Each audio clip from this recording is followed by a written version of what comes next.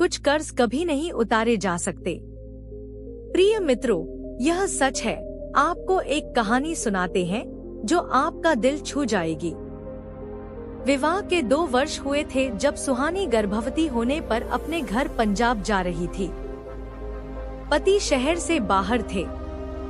जिस रिश्ते के भाई को स्टेशन से ट्रेन में बिठाने को कहा था वो लेट होती ट्रेन की वजह से रुकने में मूड में नहीं था, इसीलिए वह सामान सहित प्लेटफॉर्म पर बनी बेंच पर बिठाकर चला गया। गाड़ी को 5वें प्लेटफॉर्म पर आना था। गर्भवती सुहानी को 7वां माह चल रहा था। सामान अधिक होने से एक कुली से बात कर ली।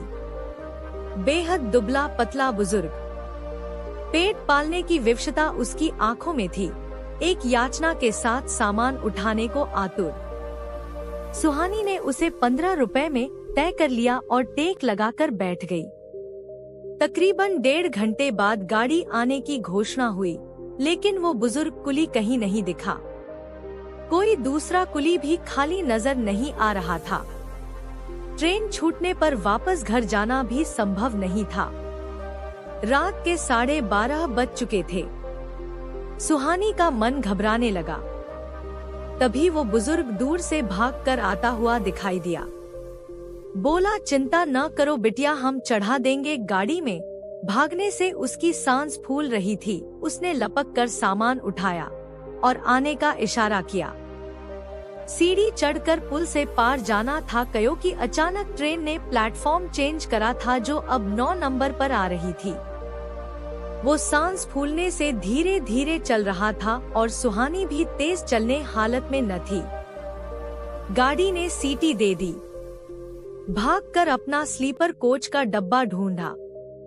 डिब्बा प्लेटफॉर्म खत्म होने के बाद इंजन के पास था। वहाँ प्लेटफॉर्म की लाइट भी नहीं थी और वहाँ से चढ़ना भी बहुत मुश्किल था। सुहानी पलटकर उसे आते हुए देख ट्रेन में चढ़ गई। तुरंत ट्रेन रेंगने लगी। कुली अभी दौड़ ही रहा था। हिम्मत करके उसने एक एक सामान रेलगाड़ी के पायदान के पास रख दिया। अब आगे बिल्कुल अंधेरा था। जब तक सुहानी ने हड़बड़ाए कांपते हाथों से 10 का और 5 का नोट निकाला, तब तक कुली की हथेली दूर हो चुकी थी। उसकी दौड़ने की रफ्तार तेज हुई, मगर साथ ही ट्रेन की रफ्तार भी।